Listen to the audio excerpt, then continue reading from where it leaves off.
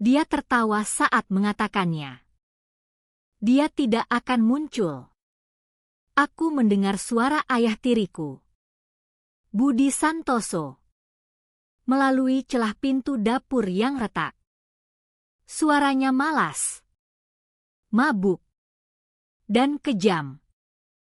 Yang dia tidak tahu, aku berdiri tepat di luar. Darah menempel di lengan bajuku. Dan kunci gerbang besi tua tergenggam erat di tanganku. Dia pikir aku akan kabur. Tapi saat aku memutar kunci itu dan membuka gerbang, segala yang dia bangun, segala yang dia rampas, akan runtuh berantakan. Namaku Laras Wijaya. Aku berusia 32 tahun dan pulang untuk mengubur ibuku. Desa Bukit Cemara di Jawa Barat belum berubah. Tempat ini seperti kenangan yang dirawat rapi, jalan-jalan berderet pohon cemara, pagar rumah sederhana, dan suara mesin pemotong rumput yang riang setiap Selasa siang. Rumah-rumah berjejer rapi. Jendela-jendelanya bersih tapi kosong, memantulkan langit biru yang tenang. Dari luar, tak ada yang tahu betapa busuknya pembusukan yang menggerogoti di balik pintu-pintu yang baru dicat. Tak ada yang menduga rahasia yang terkunci di balik dinding semen dan atap seng. Rumah kami adalah yang ketiga di kiri setelah tikungan Jalan Cemara. Satu-satunya yang tampak menghela napas kalah. Cat kuning cerah dulu kini mengelupas seperti kulit terbakar matahari di selokan. Halaman penuh rumput liar dan gundukan tanah coklat. Rumah ini jujur. Ia memakai penderitaannya di luar. Aku mematikan mesin mobil sedan abu-abu sederhanaku.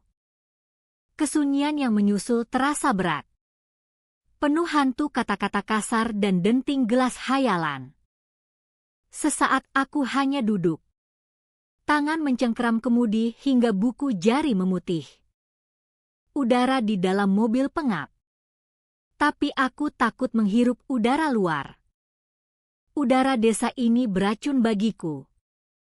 Penuh masa lalu yang sudah lebih dari 10 tahun ku coba lupakan. Pemakaman kemarin adalah acara dingin dan sunyi. Terlalu banyak kebohongan dan terlalu sedikit air mata tulus. Budi ada di sana tentu saja. Dia berdiri di sisi peti mati. Tampak sedih. Menerima ucapan bela sungkawa dengan anggukan duka yang sudah dilatih. Tak ada yang melihat kilatan kemenangan di matanya. Tapi aku melihat. Akhirnya aku membuka pintu dan melangkah keluar. Kelembaban sore akhir musim kemarau langsung menempel di kulit. Bau khas tempat ini menyergap duluan, bukan mawar dari kebun tetangga Bugable. Tapi bau rumah ini, asap kretek menempel di genteng. Hantu permanen di atap. Dan bau samar oli mesin dari garasi tempat Budi menghabiskan hari-harinya memperbaiki motor yang tak pernah nyala. Itu aroma ibuku yang perlahan dicekik.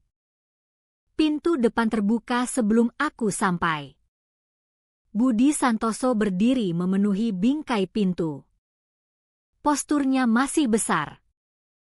Perutnya menekan kaos lusuh bertuliskan logo bir. Wajahnya lebih bengkak sekarang. Pembuluh darah pecah di hidung dan pipi. Menceritakan tahun-tahun sejak terakhir aku melihatnya. Tapi matanya, mata biru pucat yang sama. Memandang dengan kejam malas dan posesif yang bisa menyedot udara dari paru-paru.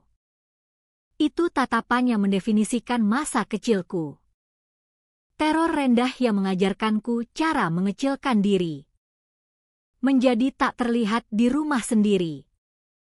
Tatapan yang mengikutiku saat mengerjakan PR di meja dapur. Diam-diam menilai setiap kesalahan. Tatapan yang mengawasi dari kursi saat aku mencoba membaca buku. Membuat huruf-huruf bergerak di halaman. Tak perlu tangan terangkat untuk terasa seperti pukulan. Dia tak bergerak. Hanya memandangku berjalan di jalur batu yang retak. Kukira kau akhirnya muncul juga, gerutunya. Bukan salam. Tuduhan. Aku datang untuk barang-barang ibu, kataku. Suaraku lebih datar daripada yang kuinginkan. Aku sudah latihan 100 kalimat pembuka di perjalanan. Masing-masing lebih tajam. Tapi di hadapan fisiknya, insting lama muncul, kecil. Diam. Jangan provokasi. Dia gerutu lagi dan minggir. Pura-pura sopan.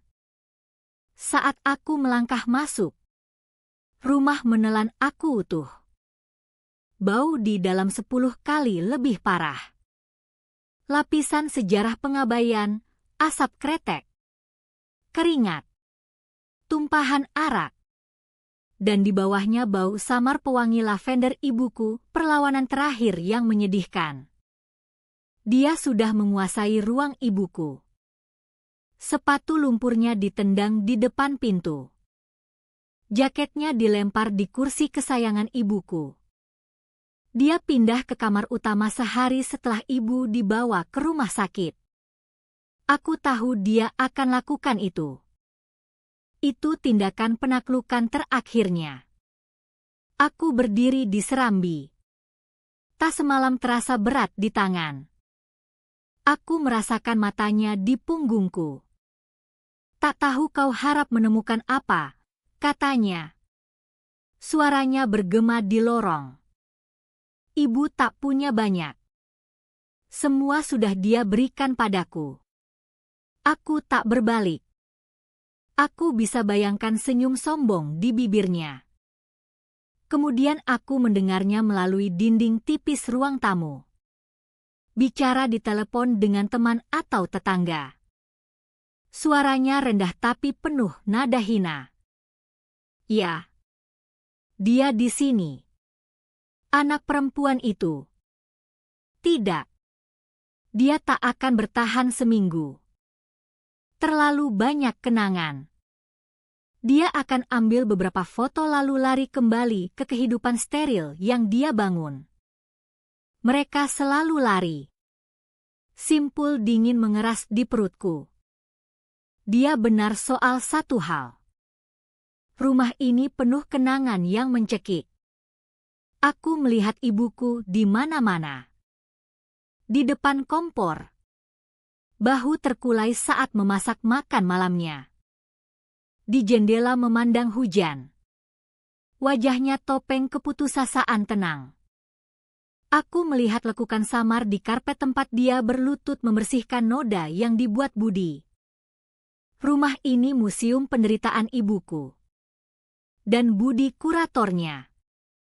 Dia masuk ke dapur saat aku menuang air dari keran. Pipa berderit protes. Jadi, berapa lama kau menghiasi kami dengan kehadiranmu? Tanyanya. Menyandar di kusen. Menghalangi jalan keluar. Aku meneguk pelan. Memaksa diri menatap matanya lewat pantulan jendela. Aku beri senyum rapuh.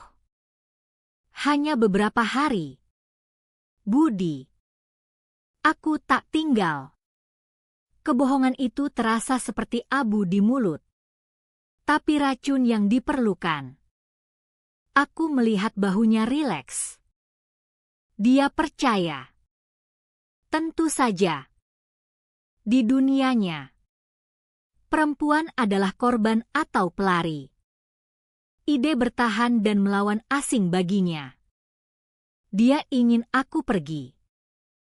Kehadiranku pengingat tak nyaman bahwa ibuku punya kehidupan. Masa lalu. Anak perempuan sebelum dia. Bagus, katanya. Mendorong diri dari kusen. Rumah ini terlalu kecil untuk 2 orang. Dia meninggalkanku. Dan aku mendengar langkah beratnya menjauh di lorong. Diikuti klik korek api dan desah televisi menyala. Aku sendirian. Tapi kebohongan tetap menggantung di udara. Aku bukan di sini untuk kemasi barang kenangan dan lari. Aku bukan di sini untuk berkabung. Berkabung adalah kemewahan bagi mereka yang kesedihannya tak terjalin dengan amarah. Aku di sini untuk menyelesaikan perang yang ibuku kala hari dia bertemu Budi. Ibu perempuan lembut, yang percaya melihat kebaikan orang meski sudah terbukti tak ada. Budi melihat kelembutan itu dan menganggapnya tulang punggung yang bisa dipatahkan. Dan dia lakukan perlahan selama 15 tahun dengan kekejaman santai. Pencekikan finansial. Dan beban kehadirannya yang menghancurkan jiwa. Ibu tak pernah berani menghadapinya. Merebut kembali miliknya. Tapi aku bukan ibuku. Aku pergi ke kamar ibu dulu. Atau yang dulu kamarnya. Budi sudah membersihkannya dari jejak ibu. Kantong lavender hilang dari laci. Diganti bau baju kotornya. Tumpukan majalah otomotif berminyak di meja samping tempat tidur. Tapi Budi penakluk yang malas. Dia tak sentuh laci bawah lemari kayu ek berat yang selalu macet. Ibu menyimpan barang penting di sana. Di bawah selimut tua. Jari-jariku gemetar saat menarik handel kuningan rumit. Ia menolak. Seperti biasa. Aku harus tumpukan kaki ke dasar dan tarik sekuat tenaga. Laci terbuka dengan erangan keras. Suara kayu mengeluh setelah bertahun-tahun diam. Udara yang naik adalah kapsul waktu, kayu cendana, bunga kering, dan aroma bersih ibuku yang samar. Di bawah tumpukan selimut bayi kuning kusam, ada amplop coklat besar tebal berisi dokumen. Jantungku berdegup kencang. Aku angkat. Berat. Aku duduk di lantai. Punggung menyandar ke tempat tidur yang bukan lagi milik ibu. Dan buka klipnya. Di dalamnya kumpulan kertas yang menceritakan kekalahan ibuku. Ada sertifikat hak milik asli rumah tanggal 2 tahun sebelum ibu bertemu Budi. Atas nama ibu saja. Sari Wijaya. Dibeli dengan warisan orang tuanya. Kemudian laporan bank saat itu. Menunjukkan tabungan sehat. Lalu dokumen lain. Setahun setelah pernikahan. Surat pernyataan hibah paksa yang ditandatangani. Menyerahkan rumah jadi milik bersama. Tanda tangan Budi tegas sombong. Tanda tangan ibu tipis gemetar. Seolah pena bergetar di tangannya. Aku tahu dengan pasti yang mendinginkan tulang. Ibu tak tanda tangani itu dengan sukarela. Dia dipaksa. Diancam. Dihabiskan hingga menyerah satu-satunya yang berharga. Tapi ada satu lagi di paling belakang. Bukan dokumen hukum. Selembar kertas surat lipat 2. Tulisan tangan ibu. Huruf miring elegan. Memenuhi halaman. Sayangku Laras. Kalau kau membaca ini, berarti aku sudah tiada dan dia masih di sini. Maafkan aku. Aku tak pernah sekuat kau. Aku biarkan dia ambil segalanya dan terlalu takut merebut kembali. Tapi aku simpan ini untukmu. Semua dokumen asli. Pengacara pernah bilang apa yang dia lakukan ilegal. Aku dipaksa. Tapi aku tak berani lawan. Tolong jangan biarkan dia menang. Jangan biarkan dia punya rumah ini. Seharusnya ini milikmu. Selesaikan. Laras. Untukku. Aku baca surat itu 3 kali. Tapi air mata yang kuharapkan tak datang. Kesedihan sudah terbakar. Meninggalkan sesuatu lebih keras dan dingin. Ini warisan. Bukan harta atau uang. Tapi misi. Ibu tak menyerah. Dia serahkan tongkat estafet. Budi pikir aku di sini untuk ambil boneka porselen dan foto pudar. Dia pikir aku akan menangis sedikit. Kemasi kotak. Lalu hilang dari hidupnya selamanya. Biarkan dia minum sampai mati di rumah yang dirampas. Dia salah. Aku taruh dokumen kembali ke amplop dengan gerakan presisi. Ketakutan masih ada. Ular dingin melilit perut. Respons yang terkondisikan puluhan tahun. Tapi untuk pertama kali. Berdiri di reruntuhan dunia ibuku. Itu bukan satu-satunya yang kurasakan. Memegang amplop itu seperti memegang batu pertama yang dilempar. Bukan sekadar kertas. Itu senjata. Dan aku akhirnya tahu cara menggunakannya. Lantai dingin di bawahku. Kayu tua seolah menyedot kehangatan tubuhku. Aku duduk lama. Dunia menyempit ke amplop di pangkuan. Udara kamar tebal hantu masa lalu. Tapi kali ini mereka terasa lebih seperti saksi. Aku susun setiap dokumen di lantai berdebu. Kronologis. Garis waktu penghapusan ibuku. Tangan mantap. Waktu menangis sudah lewat. Terbakar amarah dingin yang menjernihkan. Ini bukan duka anak perempuan. Ini analisis penyelidik. Dokumen pertama, sertifikat hak milik asli rumah Jalan Cemara nomor 14. Agustus 1998. Pembeli, Sari M. Wijaya. Perempuan belum menikah. Aku telusuri namanya dengan jari. Perempuan yang tak pernah benar-benar ku kenal. Yang ada sebelum Budi. Pembelian dari warisan kakek nenekku. Kertas ini bukti kehidupan yang dulu hanya miliknya.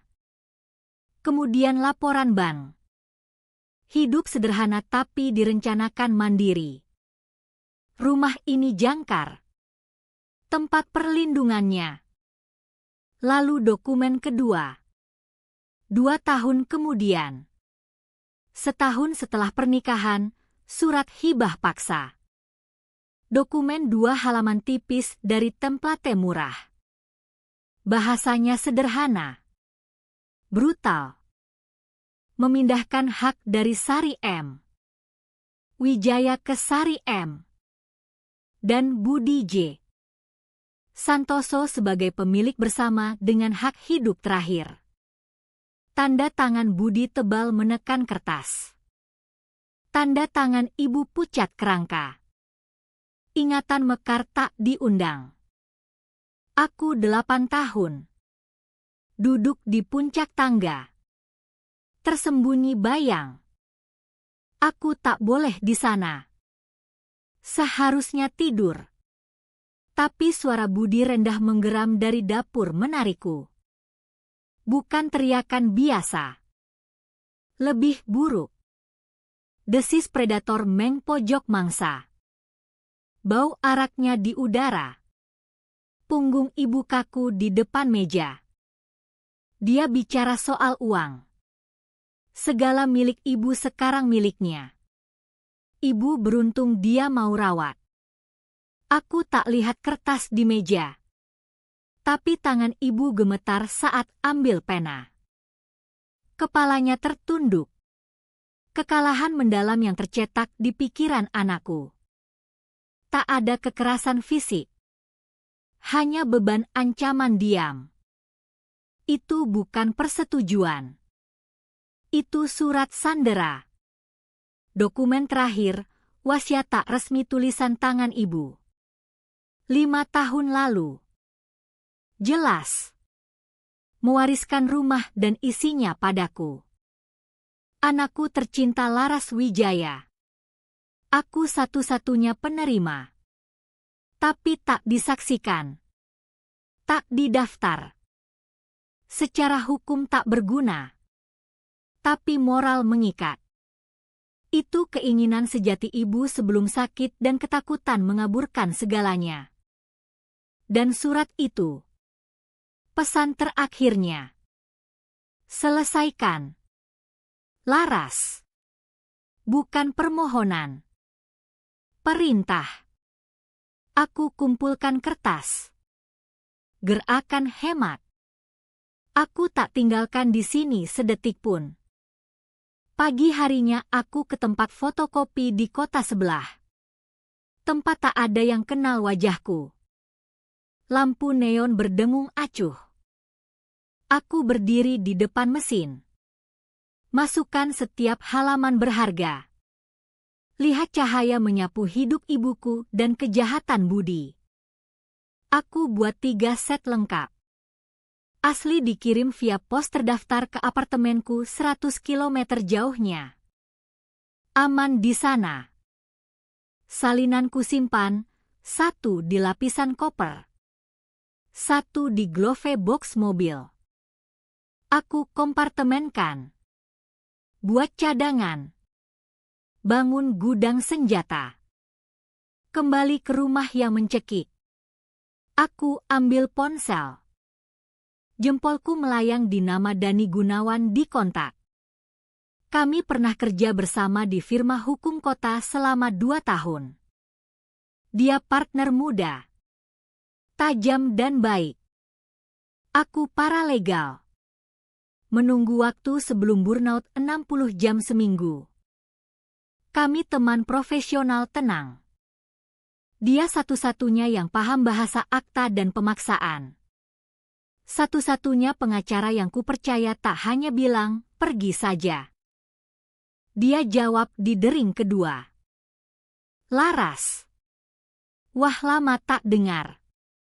Semua baik. Suaranya tenang. Hangat. Hai Dani. Aku baik-baik saja, bohongku. Dengar.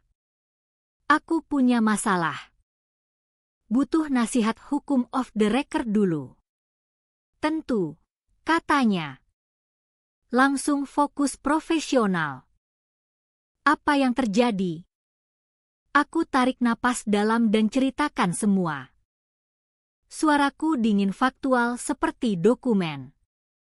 Cerita kematian ibu. Ayah tiri. Rumah. Deskripsi sertifikat asli. Warisan. Surat hibah paksa di bawah tekanan. Wasiat tulisan tangan dalam surat. Tanpa emosi. Seperti kasus orang lain. Dia diam lama. Hanya desis statis. Aku hampir dengar otak hukumnya berputar. Sambung preseden. Nilai risiko.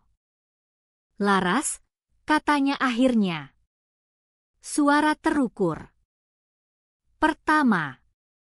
Turut berduka soal ibumu. Kedua. Kalau semua yang kau ceritakan akurat dan kita bisa buktikan pemaksaan. Surat hibah itu tak berharga berdasarkan sertifikat asli dan wasiat ibu. Secara hukum, rumah seharusnya milikmu. Gelombang lega begitu kuat hampir buat lututku goyah. Itu nyata. Bukan fantasi duka. Terima kasih. Dani. Itu yang kubutuhkan. Kita bisa ajukan gugatan kontes hak milik segera, lanjutnya. Akan jadi pertarungan. Dia akan ambil pengacara. Bisa jelek. Aku tak akan ajukan apapun, kataku pelan. Diam di ujung lain berbeda. Penuh kebingungan. Apa? Laras? Dia curi rumah ibumu. Kau harus lawan. Oh, aku akan lawan, jawabku. Ketenangan aneh menyelimuti. Tapi bukan di pengadilan. Aku tak hanya ingin rumah. Dani. Jeda lebih lama. Aku bayangkan dia di kantor tinggi. Pandang kota. Coba paham. Apa rencanamu? Laras, tanyanya. Suara kini penuh kepedulian teman. Aku berjalan ke jendela ruang tamu. Pandang jalan rapi. Bugable siram mawar juaranya. Tak sadar perang yang akan kudesak. Pengadilan mungkin beri rumah, kataku berpikir keras. Tapi biarkan dia lepas. Dia akan main korban. Suami berduka. Dirampok anak tiri serakah. Orang desa akan percaya. Dia tak belajar apapun. Tak rasakan apapun. Jenis pria seperti dia tak percaya kalah kecuali kekalahan mutlak dan publik. Aku ingin lebih dari akta. Aku ingin pengakuan. Aku ingin dia tanda tangani semuanya dengan sukarela. Aku ingin dia pandang mataku saat menyerah semua klaim atas rumah ini dan kenangan ibu. Aku ingin dia tahu dia dikalahkan anak kecil yang tak pernah dia lihat. Dan bagaimana kau rencanakan? Tanya Dani. Suara bisik. Pria seperti itu tak akan serahkan begitu saja. Senyum tanpa humor menyentuh bibirku. Tidak. Tapi aku kenal dia. 18 tahun ku pelajari setiap geraknya. Kelemahannya. Pria seperti Budi tak diatur logika atau takut hukum. Mereka diatur ego. Aku lihat bayang Budi lewat jendela garasi. Botol bir di tangan. Dia sombong luar biasa. Dia percaya perempuan bodoh. Dia percaya aku lemah. Dia punya kebutuhan patologis mengontrol. Harga dirinya yang paling besar dan paling rapuh. 2 hari berikutnya adalah kelas master pura-pura rapuh. Aku gerak di rumah seperti hantu diriku muda. Diam dan tak mencolok. Aku kemasi beberapa kotak buku dan baju ibu. Main peran anak berduka untuk satu penonton. Budi awasi dari jauh. Kecurigaan perlahan larut jadi hina biasa. Dia lihat apa yang diharapkan. Perempuan lemah kewalahan barang ibu. Sebentar lagi kabur ke kota. Dia lengah. Waktunya pasang umpan. Aku temukan dia di garasi. Membungkuk di mesin pemotong rumput berminyak. Asap kretek menggantung di udara berdebu. Garasi kerajaannya. Kuil maskulin penuh perkakas karat. Proyek setengah jadi. Bau bensin. Dia merasa kuat di sini. Aku butuh dia merasa kuat. Aku berdiri di pintu. Pegang mu kopi yang tak kuinginkan. Buat diri tampak ragu. Budi. Dia gerutu tanpa angkat kepala. Apa? Aku sudah mikir, kataku. Suara kecil tak yakin. Rumah ini terlalu berat buatku. Aku tak bisa jaga. Aku pikir. Aku ingin jual. Dia berhenti. Pelan berbalik. Usap tangan berminyak di kain lebih kotor. Senyum lambat tak enak menyebar di wajahnya. Senyum pria yang baru dibuktikan benar. Akhirnya kau sadar, ejeknya. Tempat ini lubang uang. Ibumu tak pernah paham. Aku pandang kaki. Gerakan latihan tunduk. Aku tahu. Aku cuma tak tahu mulai dari mana soal surat-surat. Karena kau paling tahu rumah ini. Aku harap kau bantu nilai harganya. Umpan sempurna. Bukan minta bantu. Penobatan. Aku akui pengetahuannya unggul. Dadanya menggembung tak kentara. Kesombongan memancar seperti panas. Jadi sekarang kau merangkap padaku, terkekehnya. Setelah bertahun-tahun pikir kau lebih baik dari tempat ini. Lebih baik dariku. Maaf, bisikku. Biarkan getar masuk suara. Aku cuma ingin lakukan yang benar. Benar, ulangnya. Nikmati kata seperti arak mahal. Baiklah. Aku bantu. Tak mau kau ditipu agen properti licik. Dia bingkai diri pelindung. Ironi begitu tebal hampir mencekik. Malam itu aku tak tidur. Duduk di meja dapur reot. Laptop cahaya pucat di gelap. Aku tempa senjata. Pakai skill paralegal. Ambil template situs hukum. Jahit dokumen yang tampak seperti laporan penilaian prajual dan perjanjian hak resmi. Padat bahasa standar soal penilaian. Nilai pasar. Pengungkapan. Tampak resmi. Tampak membosankan. Dan di dalam klausul 11 bagian C, di bawah subjudul verifikasi beban existing. Ada pukulan mematikan. Klausul itu mahakarya kesederhanaan menipu. Pemilik bersama yang bertanda tangan Budi J. Santoso dengan ini menegaskan keabsahan sertifikat hak milik asli A314 tanggal 12 Agustus 1998 dan mengakui hak penerima utama yang ditetapkan di dalamnya. Setuju menundukkan semua klaim berikutnya demi transfer hak bersih. Ular tersembunyi di rumput tinggi. Bagi awam. Formalitas rutin. Tapi bahasa hukum. Penyerahan tanpa syarat. Dengan tanda tangan. Dia tak setuju penilaian. Dia akui kepemilikan asli ibuku. Posisiku sebagai pewaris sah. Batalkan surat hibah paksa. Dia tanda tangani pemberitahuan pengusiran sendiri. Pagi berikutnya aku telepon Dani. Kau yakin? Laras, tanyanya. Suara tegang khawatir.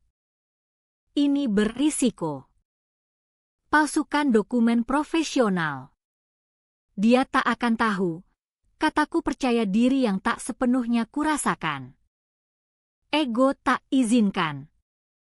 Aku butuh kau jadi profesional. Dani. Kau bukan pengacaraku. Kau penilai independen dari firma kota yang kuhire. Mahal. Agak sombong. Anggap rumah pinggiran ini di bawahmu.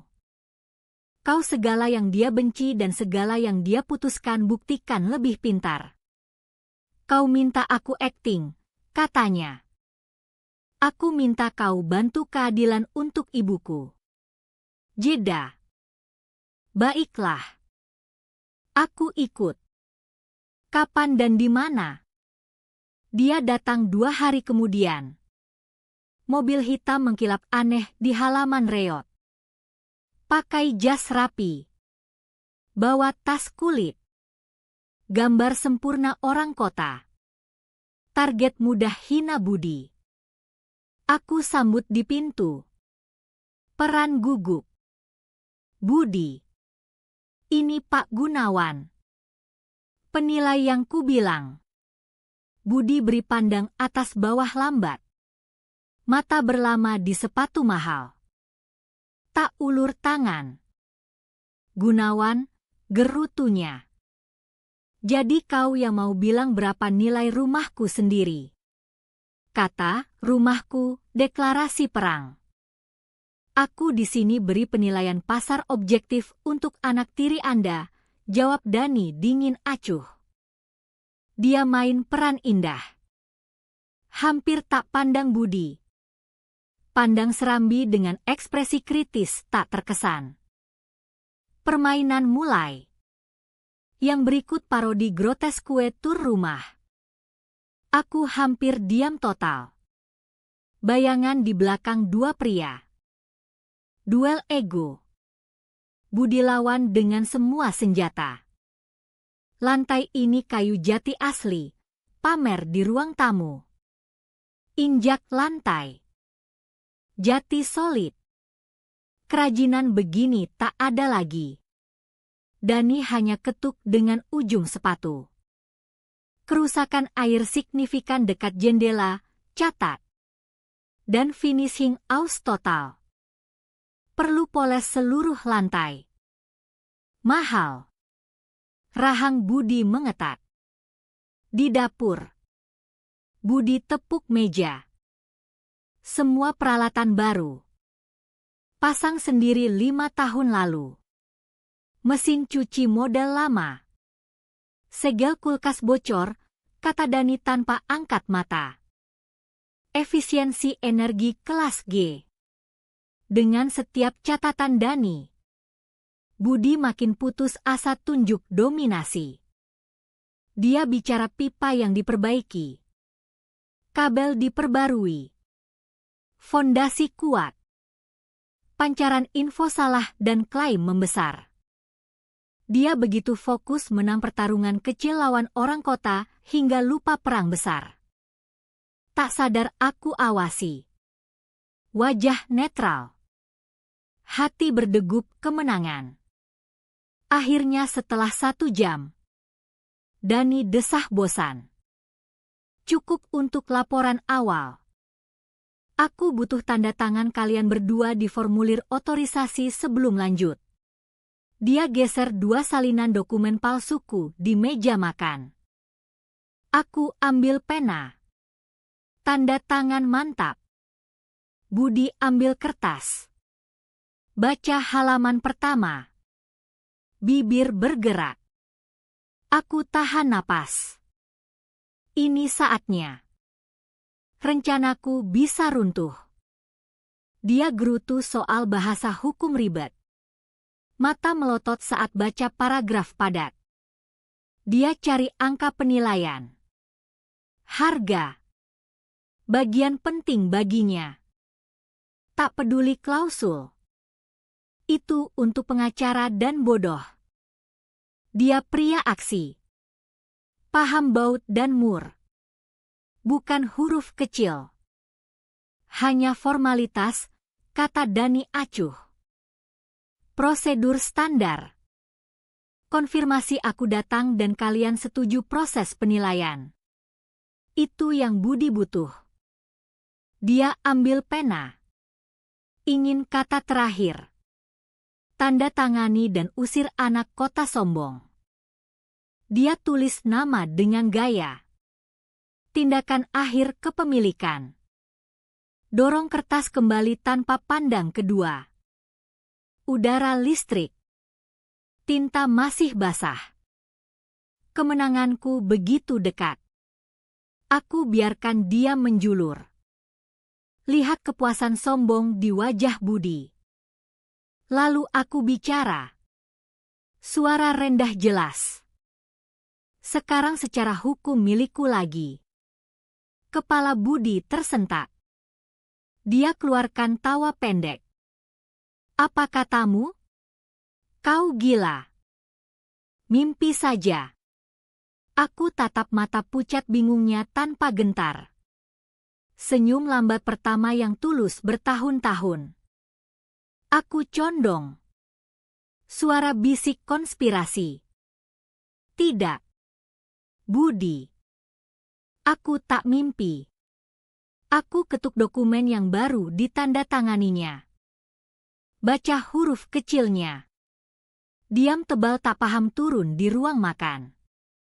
Kata-kataku tajam berkilau asing di rumah penderitaan bisu ini. Budi pandangku. Mulut sedikit terbuka. Roda pikiran sederhana brutal berputar. Coba proses realita tak masuk akal. Sesaat hanya kebingungan. Lalu jengkel. Akhirnya ejek jelek. Baca apa? Ejeknya. Coba rebut kendali. Dia pandang Dani. Cari sekutu. Dia hilang akal. Apa yang dia omong? Dani tak pandang Budi. Matanya di dokumen. Ekspresi tenang seperti patung marmer. Dia ketuk paragraf spesifik halaman 2 dengan pena. Klausul 11 bagian C. Perangkap indah beracunku. Saran saya lakukan seperti katanya. Pak Santoso, kata Dani. Suara rendah klinis. Selalu bijak baca yang ditandatangani. Nada merendah itu pemicu akhir. Dengan geraman. Budi rebut kertas. Matanya biasa lewat teks rumit kini menyipit. Paksa blok teks masuk. Aku lihat matanya loncat kata demi kata. Bibir bergerak diam. Dia cari trik. Celah. Tapi bahasa dirancang legal sempurna dan tak dipahami otaknya. Aku bantu. Biar aku baca untukmu, kataku. Suara dingin mulus seperti kaca. Aku sandar kursi. Ratu amati usaha petani di politik istana. Aku tak perlu lihat kertas. Aku hafal setiap kata. Klausul 11 bagian C. Verifikasi beban existing. Pemilik bersama Budi J. Santoso dengan ini menegaskan keabsahan sertifikat hak milik asli A314 tanggal 12 Agustus 1998, itu sertifikat atas nama ibuku saja, dan mengakui hak penerima utama yang ditetapkan di dalamnya. Penerima adalah anak perempuannya.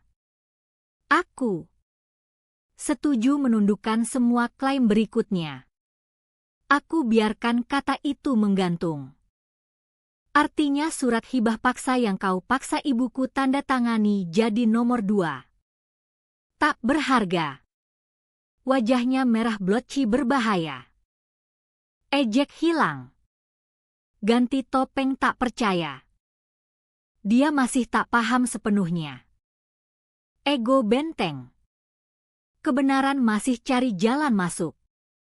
Dani beri pukulan akhir mematikan. Yang kau tanda tangani, Pak Santoso, adalah pengakuan mengikat sertifikat asli. Dengan tanda tanganmu sendiri kau akui Sariwijaya pemilik sah tunggal. Dibeli dengan warisan. Dan hak kepemilikan langsung ke anak perempuannya Laras. Hak bersama yang kau buat batal sejak 10 menit lalu. Selamat. Kau baru saja serahkan rumahmu. Itu kunci. Frasa brutal sederhana yang bisa dipahami. Benteng egonya meledak amarah binatang. Dia bangkit. Kursi jatuh berdebam. Tangannya hantam meja. Kayu mengerang. Garam lompat. Gelas airku bergetar jatuh pecah. Kau jalang, teriaknya. Suara pecah. Dia robek kertas. Tangan gemetar hebat. Kau tipu aku. Ini ilegal. Kau tak bisa. Aku tak gentar. Aku habiskan hidup gentar pada pria ini. Hari ini tak. Aku tatap mata marah ketakutannya. Tidak. Budi, kataku teguh. Ini sepenuhnya legal. Tipu tak melanggar hukum. Kesombongan hanya mahal. Kau tanda tangan kontrak. Pria yang tahu baut dan mur seharusnya paham itu. Dia lempar kontrak seolah terbakar. Dia terpojok. Satu-satunya respons amarah. Pukul tangan. Tubuh bergetar kekerasan tak tempat. Sesaat mengerikan, aku pikir dia akan keliling meja. Insting lama ambil alih. Jantungku berdegup. Burung liar disangkar. Ketakutan masih ada. Hantu di darah. Bukti pemerintahan lamanya. Tapi sesuatu baru berdiri di samping, kepastian dingin keras. Dani bangkit pelan. Posisi halus di antara kami. Sangat sarankan jangan lakukan hal bodoh. Pak Santoso, katanya tenang. Tindakan agresif sekarang hanya rumitkan posisi hukum Anda lebih lanjut. Sebutan posisi hukum tembus kabut amarah. Dia kempis sedikit. Amarah mentah jadi dendam tak berdaya. Dia tahu kalah. Tak bisa pukul kontrak. Tak bisa intimidasi klausul. Senjata seumur hidup tak berguna. Dia berdiri napas berat. Mata loncat antara aku dan Dani. Cari jalan keluar yang tak ada. Dani kumpul dokumen. Masukkan tas. Klik tutup seperti palu hakim. Kerjaku selesai, katanya. Dia beri angguk tak kentara. Laras. Aku daftarkan besok pagi di kantor pertanahan. Salinan dikirim ke sini. Dan kemanapun Pak Santoso tinggal nanti. Dia jalan ke pintu. Pria profesional tenang. Tinggalkan kehancuran total. Saat pintu depan klik tutup. Energi ruangan berubah. Budi tak lagi main untuk penonton. Sendirian denganku. Dia ambruk ke kursi. Tubuh besar tiba-tiba kikuk tua. Pandang tempat kertas tadi. Seolah masih lihat hantu. Aku berdiri. Kaki goyah. Adrenalin surut. Tinggalkan hampa gemetar. Aku menang. Pikiran begitu besar susah kupahami. Aku menang. Aku balik punggung, gerakan yang dulu tak berani, dan jalan ke dapur. Butuh pintu di antara kami. Jantung masih drum liar. Dari jendela dapur pandang halaman belakang liar. Aku awasi. Dia terhuyung keluar pintu belakang.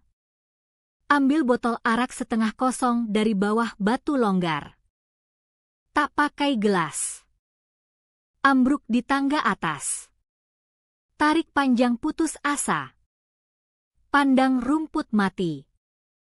Bahu terkulai kalah. Minum lagi. Bibir bergerak. Bergumam sendiri. Aku tak dengar kata. Tapi tahu. Mantra penyangkalan. Frasa yang dipakai yakinkan dirinya aku lemah. Dia tak akan muncul, desisnya kerumput di cahaya senja.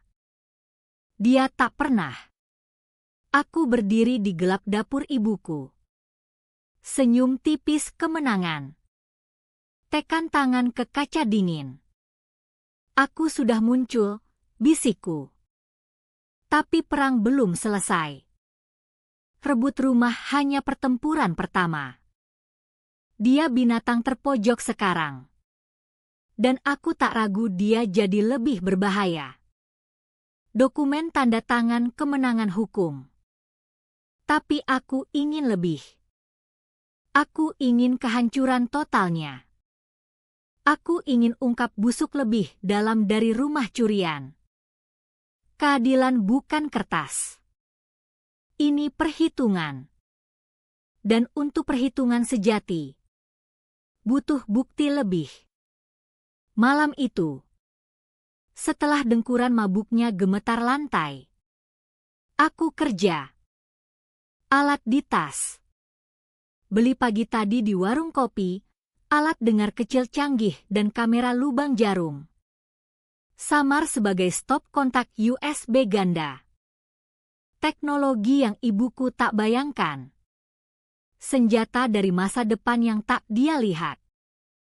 Tangan mantap saat buka penutup stop kontak ruang tamu. Di depan kursi kesukaannya. Kabel sederhana. Aku sambung ke alat trojan. Mata kamera hitam hampir tak kelihatan. Aku pasang pelat baru. Tampak biasa. Aku colok lampu tes. Nyala. Alat aktif. Rekam semua.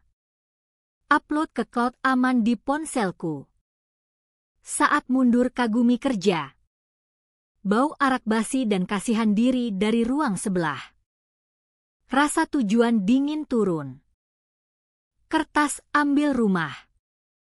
Plastik dan sirkuit kecil ini ambil segalanya. Permainan masuk fase baru berbahaya. Dan aku siap. Ada kekuatan hampir ilahi dalam melihat tanpa dilihat. Tersembunyi di kamar lama yang steril sunyi. Pintu terkunci. Dunia menyusut ke layar 10 inci laptop. Lensa kamera mata ikan memelintir ruang tamu jadi panggung grotesk. Audio kecil. Tangkap dengung kulkas. Derit lantai. Napasnya. Aku jadi hantu di rumah sendiri.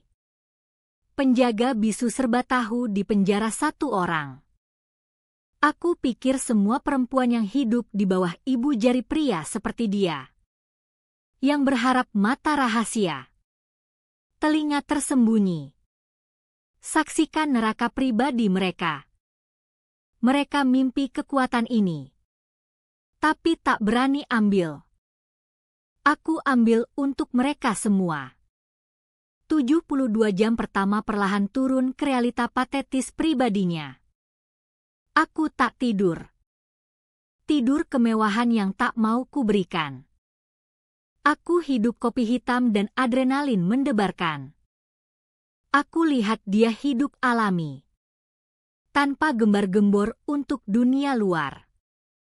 Dia mondar-mandir berjam-jam.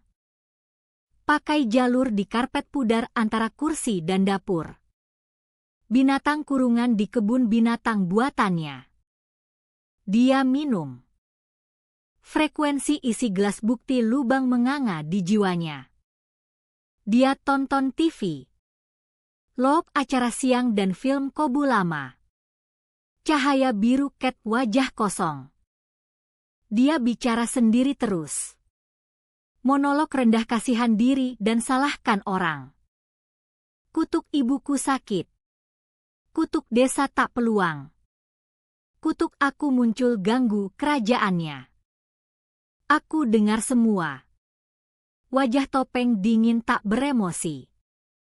Setiap jam, ketakutan yang dia tanam sejak kecil menggumpal jadi hina mendalam membersihkan. Aku tak awasi monster. Aku awasi pria lemah ketakutan. Penindas yang kekuatannya dari ketakutan orang lain. Dan aku tak lagi takut. Siang hari kedua. Dia telepon. Aku mulai lelah. Kurang tidur kaburkan tepi layar. Suara tombol ponsel sentak aku waspada. Aku naik volume. Jantung berdegup berat. Bukan teman atau keluarga. Nomor hafal. Ini aku, geramnya ke receiver. Suara bisik konspirasi. Membungkuk seolah tembok dengar. Kita punya masalah. Besar. Jeda. Lalu suara seberang dingin berwibawa. Apa? Budi. Anak perempuan itu kembali. Budi merengek. Anak Sari. Dia di sini dan bawa pengacara kota. Dia tipu aku. Buat aku tanda tangan kertas. Pokoknya, kalau dia dapat rumah ini, aku hancur. Semua yang kita kubur, terikat di tempat ini. Semua yang kita kubur. Frasa itu dingin tulangku. Lebih dari rumah curian. Suara seberang desah kesal. Tenang. Kau histeris. Aku kenal suara itu. Hantu masa lalu. Pak Marto Thamrin. Bos lama Budi di perusahaan konstruksi. Pria senyum predator. Mata mati dingin. Ibu pernah coba gugat dia tahun lalu soal pemecatan salah setelah tolak rayuannya. Budi berdiri dan lihat. Dukung bos. Ibu kalah tanpa dukungan suami. Cabut kasus. Aku tak histeris, desis Budi. Dia punya dokumen. Legal. Tak ada yang legal sampai hakim bilang, jawab Thamrin halus berbahaya.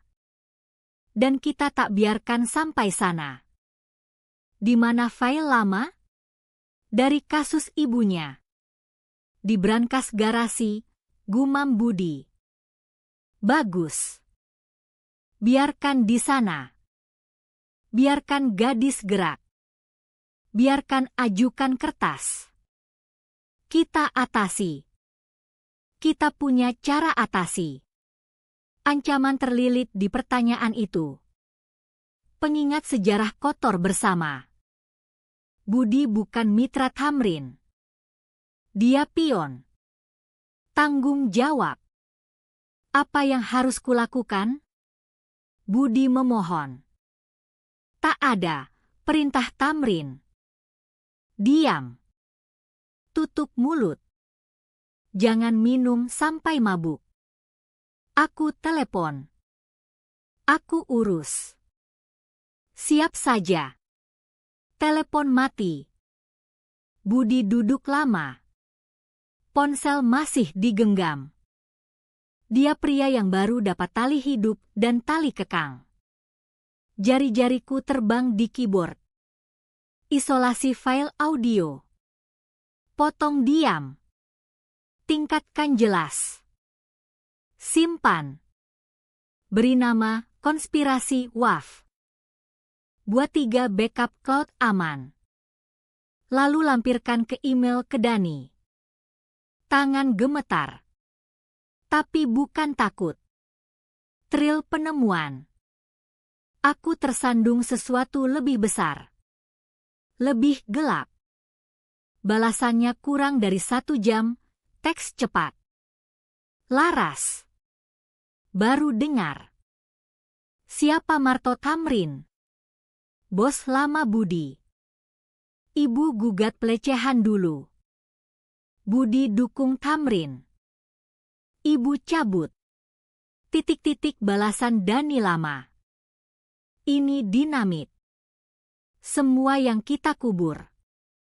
Kita atasi. Ini bukti kolusi dan konspirasi sembunyikan bukti kasus ibu. Ini lebih dari rumah. Ini pidana. Bisa ke jaksa. Bisa gugat mereka berdua sampai hancur. Aku baca kata-katanya. Jalur legal benar. Tapi terasa jauh klinis. Bukan yang kuinginkan. Tidak. Ketiku. Tidak. Laras. Apa maksudmu? Tidak. Kasus seumur hidup. Aksi hukum terlalu lama. Dani. Terlalu steril. Mereka kubur di tim hukum. Rintangan prosedur. Kesaksian skrip. Narasi lepas dari tanganku ke tangan mereka. Aku tak cari keadilan lewat sistem. Aku ingin mereka runtuh sendiri. Apa yang akan kau lakukan? Aku akan buat dia mengaku, ketiku. Aku punya panggung. Saksi. Dan sekarang skrip. Aku tak dengar Dani malam itu. Kurasa aku akhirnya takutkan dia. 1 hari lagi aku awasi. Budi pegas cemas. Ikuti perintah Tamrin. Awalnya bersihkan kaleng bir. Minum air. Mondar-mandir energi gugup baru. Tapi tengah malam ketiga. Tekad runtuh. Cemas terlalu besar. Sunyi terlalu keras. Dia ambil botol arak baru. Kali ini tak berhenti. Aku lihat di layar dia minum jadi puing mabuk menyedihkan. Ambruk di kursi. Tepat depan kamera. Pandang TV kosong. Arak hapus ketakutan Tamrin. Tinggal obsesi dalamnya. Dia angkat gelas ke ruangan kosong. Dia tak akan muncul, gumamnya. Kata tebal di lidah. Tak pernah. Gadis kecil selalu lari. Selalu. Tekad dingin keras membeku di dadaku. Dia butuh lihat hantu. Paham gadis pelari hilang selamanya. Aku tutup laptop. Sunyi kamar mutlak. Aku buka kunci pintu. Langkah ke lorong gelap. Setiap saraf menyala. Jaring ketakutan dan euforia. Berjalan diam. Kaki telanjang tak bunyi di lantai tua. Sampai pintu ruang tamu. Tertutup. Dia selalu tutup biar udara AC tak bocor. Tangan gemetar raih kenop kuningan tua. Napas tersendat. Sesaat aku anak lagi. Takut monster di balik pintu. Tapi aku ingat tanda tangan ibu gemetar. Suara dingin Tamrin. Mantra mabuk Budi. Getar hilang. Bukan takut. Kekuatan. Aku putar kenop. Klik. Keras seperti tembakan di rumah sunyi. Aku dorong pintu. Dia tak sadar. Masih pandang TV kosong. Hilang di kabut pribadi. Satu-satunya cahaya bulan pucat lewat jendela kotor. Aku raih di kusen. Jari temukan saklar plastik dingin. Tarik napas terakhir dalam. Balik saklar. Ruangan banjiri cahaya neon keras tak ampun. Semua tajam, debu menari. Cincin lengket di meja. Asbak penuh. Budi kaget. Angkat tangan tutup wajah dengan erangan mabuk. Apa sih? Gumamnya. Mata susah fokus. Dia kedip. Turunkan tangan. Pandang lambat ke sosok di pintu, aku. Dan saat itu aku lihat. Bukan marah. Bukan jengkel. Bukan bingung. Untuk pertama kali dalam hidupku saat dia pandang aku muncul dari gelap seperti dipanggil mantra mabuknya. Yang kulihat di matanya ketakutan binatang murni. Ketakutan mentah primal. Teror hewan di lampu depan mobil. Sesaat dunia berhenti. Dengung lampu neon satu-satunya suara. Nada tinggi kesepian di sunyi mencekik. Dia patung pria. Gelas arak beku di tengah jalan ke bibir. Wajah pucat terbuka, mulut kaget. Kabut mabuk menguap. Tinggal realita dingin. Aku berdiri di pintu ruangannya. Dia pulih dengan insting penindas terpojok. Rebut baju besi gembar-gembor dan amarah. Dia bangkit kikuk. Kursi erang protes. Pakai tinggi dan besarnya coba rebut ruangan. Kecilkan aku ke ukuran seharusnya di dunianya. Kau tak berani, geramnya. Bukan fakta. Doa putus asa. Dia coba paksa realita lama kembali. Yang aku hantu dan dia tuan rumah. Keluar dari ruang tamuku. Aku tak gerak. Tak gentar. Hanya awasi. Ekspresi tak terbaca. Aku habiskan hidup takut pria ini. Sekarang lihat dia apa adanya, pria kosong. Karung besar ketidakamanan dan arak murah. Kekuatannya bergantung ketakutanku dan aku kehabisan. Bukan ruang tamumu lagi. Budi, kataku tenang hampir santai. Kita sudah bahas ini. Aku langkah masuk. Dia mundur tak sadar. Dinamika berubah. Hukum fisika rumah ini terbalik.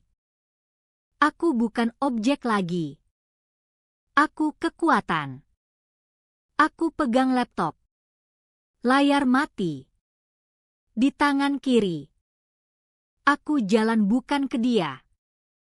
Tapi ke meja kopi depan kursinya dengan lambat sengaja hampir upacara.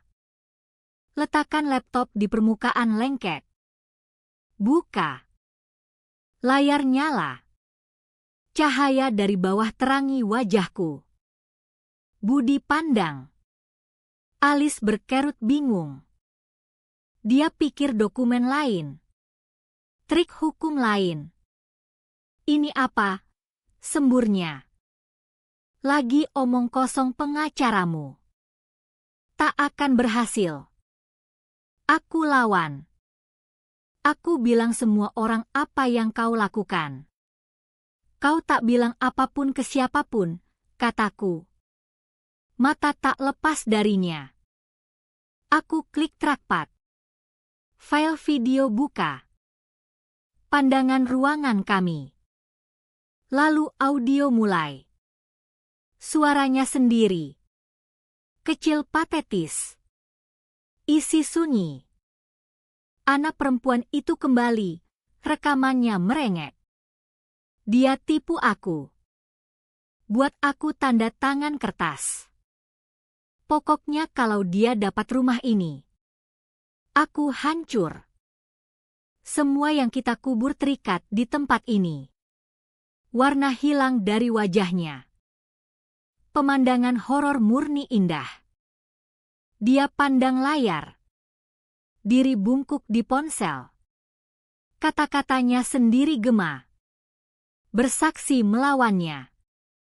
Dia lihat diri seperti aku lihat, telanjang. Keputusasaan patetis dan konspirasi pidana terbuka. Dia terjebak loh buatannya sendiri. Lalu suara dingin berwibawa Thamrin. Kita atasi. Kita punya cara. Kepala Budi tersentak. Mata lebar ketakutan baru lebih kuat. Ini bukan lagi soal aku. Soal Thamrin. Dia ungkap mereka berdua. Aku post video. Biarkan sunyi berat menghukum. Aku pandang pria yang bayang seumur hidupku. Kini gemetar nyata. Mau aku kirim ini ke polisi?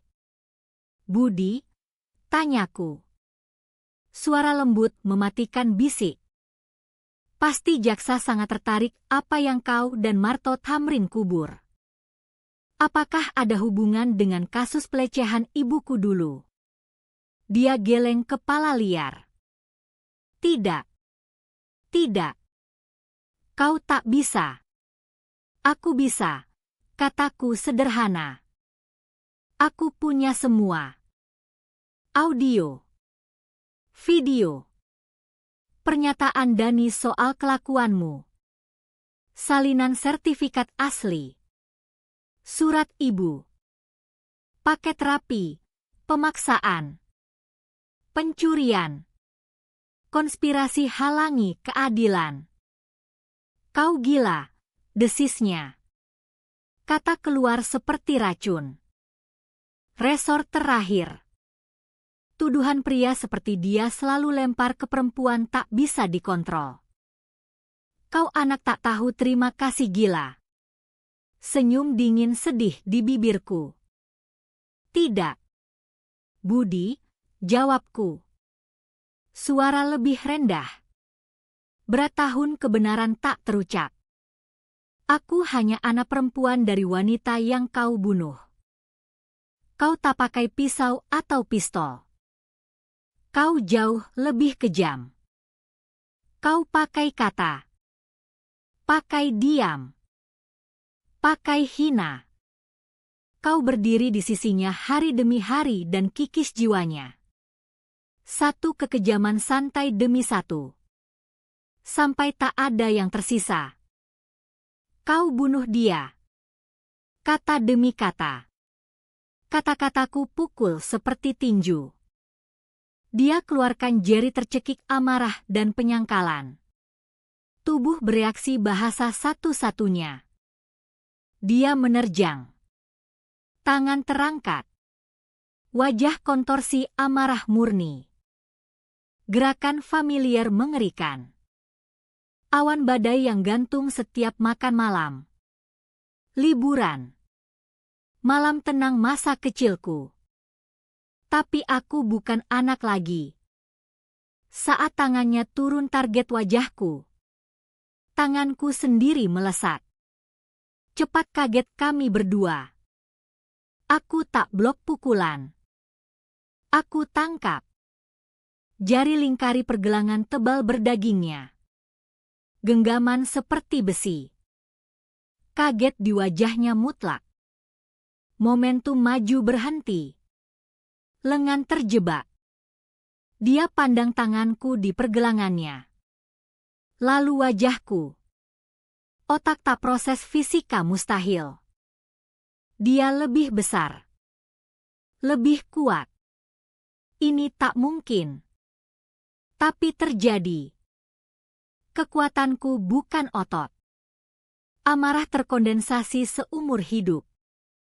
Kekuatan setiap kali gigit lidah. Setiap kali sembunyi di kamar. Setiap kali lihat dia kecilkan ibuku jadi bayang. Ibu mati karena takut padamu, kataku. Suara gemetar amarah dingin terkendali. Aku remas. Rasakan tulang pergelangan bergesek. Geraman sakit keluar bibirnya. Dia takut pergi. Takut lawan. Takut bicara. Dia mati di rumah ini. Tahanan ego patetismu. Aku hidup untuk akhiri itu di sini sekarang. Aku lepas pergelangan dan dorong dia mundur. Dia terhuyung. Keseimbangan rusak arak dan kaget. Jatuh ke kursi dengan debam berat mengi. Tak coba bangun. Semua perlawanan. Semua gembar-gembor mengalir keluar. Tinggal cangkang kempis megap. Dia duduk. Dada naik turun. Mata liar sekeliling ruangan seolah lihat pertama kali. Sangkar yang dibuat untuk orang lain kini jadi miliknya. Aku awasi lama. Biarkan kekalahan meresap. Meresap udara ruangan. Lalu aku jalan kembali ke kamar. Ambil senjata terakhir. Bukan dokumen palsu. Salinan wasiat tulisan tangan ibu. Secara hukum tak berguna tapi moral mutlak. Aku kembali ke ruang tamu. Letakkan selembar kertas dan pena di meja kopi samping laptop. Dia pandang. Napas masih kasar. Itu apa? Seraknya. Wasiat ibu, kataku. Yang asli. Yang dia tulis sebelum sakit dan terlalu takut disaksikan. Aku ketuk baris tanda tangan bawah. Kau akan jadi saksi. Budi. Kau akan tanda tangan di sini. Mengakui kau lihat dan paham keinginan akhirnya. Dia pandangku. Wajah campur bingung putus asa. Tapi aku sudah tanda tangan yang lain. Rumah milikmu. Aku tahu, kataku. Ini bukan soal hukum. Bukan soal rumah. Ini soal dia. Kau tak akan keluar sini, klaim ini hanya salah paham hukum. Kau tak akan main korban. Kau sekali seumur hidup menyedihkanmu. Akan akui dia. Kau akan hormati keinginannya. Dua pilihan. Kau tanda tangani kertas ini sebagai saksi wasiatnya dan aku pergi dengan rumah dan video. Atau tak tanda tangan. Kita ke pengadilan dan aku berdiri di depan hakim dan juri. Main rekaman itu untuk dunia dengar. Aku cerita semua. Pilihanmu. Dia pandang kertas ke wajahku. Cari gertak. Retak tekad. Tak temukan. Pandang laptop. Sumber kehancurannya. Pandang ruangan. Kerajaan hilang. Bahu terkulai. Dia hancur total. Dengan tangan gemetar gapah. Raih pena. Jari kikuk. Buka tutup. Condong. Napas basah kasar. Pandang baris tanda tangan. Lalu tulisan Ibu Indah tragis. Dia tanda tangan. Gulungan sombong hilang. Ganti jaring laba-laba tinta goyah hampir tak terbaca. Tanda tangan pria kalah. Dia jatuhkan pena seolah panas. Aku ambil kertas. Tinta masih basah. Lipat hati-hati. Masuk saku. Tutup laptop. Finalitas tindakan memekakan. Aku balik tinggalkan. Berhenti di pintu. Pandang kembali. Sosok menyusut patetis di kursi bernoda. Ini terakhir kali kau sentuh apapun miliknya, kataku. Suara kosong emosi. Bukan rumahnya. Bukan kenangannya. Bukan namanya. Kau dihapus. Kemasi barang. Aku ingin kau pergi sebelum pagi. Lalu aku keluar. Tinggalkan dia sendirian di cahaya keras tak ampun hidupnya yang hancur. Dia pergi sebelum matahari terbit. Aku tak dengar dia pergi. Aku duduk bangun di ranjang masa kecil. Dengar rumah tenang. Setengah harap konfrontasi akhir putus asa kekerasan. Tapi tak ada. Hanya erang kayu tua. Desah angin di atap. Lalu sunyi mendalam tak nyaman. Saat fajar pecah. Cahaya abu panjang jari di lantai. Sunyi punya kualitas berbeda. Suara ketiadaan. Aku jalan lewat rumah seperti turis di museum terlupakan. Ruang tamu berantakan. Asbak penuh dan gelas arak kosong. Artefak malam bencana. Bau asam tengik menggantung. Di kamar yang dulu ibu. Pintu lemari setengah terbuka. Beberapa hanger kawat bergoyang. Laci lemari ditarik kosong.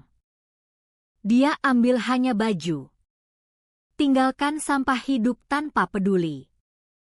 Tak bereskan ranjang. Di meja dapur. Sandar mangkuk gula. Selembar kertas sobek dari blok hukum. Tulisan goyah marah 4 kata. Dia muncul. Kau menang. Aku ambil. Kertas tipis murah. Tapi kata lebih berat batu. Pengakuan. Penyerahan. kutukan, dan nisan sekaligus. Kau menang. Itu paling jujur yang pernah dia katakan padaku. Tak ada kegembiraan baca. Tak ada lonjakan kemenangan. Hanya nyeri hampa dalam. Aku lipat catatan. Masukkan saku bersama wasiat ibu. Mereka milik bersama. Seminggu kemudian resmi. Dani daftarkan dokumen tanda tangan. Kantor pertanahan setelah review cepat daftarkan transfer hak. Rumah Jalan Cemara nomor 14 milikku. Laras Wijaya sendiri. Dani telepon berita. Selesai, katanya. Nada puas profesional. Properti milikmu bebas dan bersih. Salinan akta baru di pos. Jeda. Nada jadi pribadi. Sekarang soal Marto Tamrin. Aku bicara kolega di kantor kejaksaan off the record. Sangat tertarik rekaman. Konspirasi halangi. Belum lagi klaim pelecehan asli. Laras. Kita bisa kubur mereka berdua. Aku berdiri di dapur. Pandang halaman belakang liar. Matahari bersinar. Dunia luar kaca kotor tampak terang hidup. Tempat lama tak kusentuh. Aku pikir ruang sidang. Deposisi. Headline koran lokal. Pikir seret kenangan ibu lewat lumpur spektakel publik. Pikir Budi dan Tamrin martabat bertarung. Biarkan mereka pusat cerita lain. Tidak, kataku pelan. Tidak, suara Dani tak percaya. Laras. Pria ini kriminal. Mereka pantas keadilan. Mereka pantas. Aku setuju. Tapi bukan aku yang beri. Aku punya rekaman. Dani. Polis asuransiku. Kalau Tamrin dekat aku atau rumah ini. Aku rilis. Tapi aku tak gugat. Tak laporkan. Aku tarik napas. Coba jelaskan yang baru kupahami. Ini tak pernah soal uang atau kemenangan hukum. Ini soal dia. Rumah ini. Kasus pengadilan. Bukan kemenangan buatku. Hanya lebih bising. Aku tak ingin dia penjara. Aku ingin dia hidup. Bangun setiap pagi sisa hidup patetisnya ingat dia punya segalanya dan hilang semua. Bukan ke tim pengacara atau hakim. Tapi ke aku. Ke perempuan. Ke gadis kecil yang dia pikir selalu takut padanya. Itu penjara tak bisa dibangun pengadilan manapun. Dani diam lama. Saat bicara. Suara lembut. Aku paham, katanya. Jaga diri. Laras. Aku akan, kataku. Dan pertama kali. Aku percaya. Setelah telepon. Aku mulai bersih. Eksorsisme metodis hampir ritual. Mulai dapur. Buang semua cangkir retak. Piring bernoda. Gosok meja sampai bau pemutih kalahkan hantu arak basi. Kikis lemak tahun dari kompor. Kosong kulkas wadah setengah kosong dan satu lemon layu. Aku hapus dia inci persegi demi inci. Kikis rumah dari kehadirannya. Coba temukan jejak samar ibu di bawah. Kerja berhari-hari. Didorong tekad dia muram. Isi kantong sampah demi kantong dengan kotoran pengabaiannya. Setiap lapis kupel. Aku rasakan sedikit lebih ringan. Tapi rumah pegang kenangan erat. Di belakang lemari lorong, aku temukan kotak proyek kerajinan ibu tak selesai. Syal setengah rajut. Kanvas bordir taman yang tak pernah dia punya. Pemandangan itu pukul fisik. Pengingat semua hal tenang penuh harap yang dia cekik. Di garasi kerajaannya dulu, aku temukan gerbang. Sandar di dinding belakang. Belakang tumpukan ban botak berjaring laba-laba. Bukan gerbang pagar.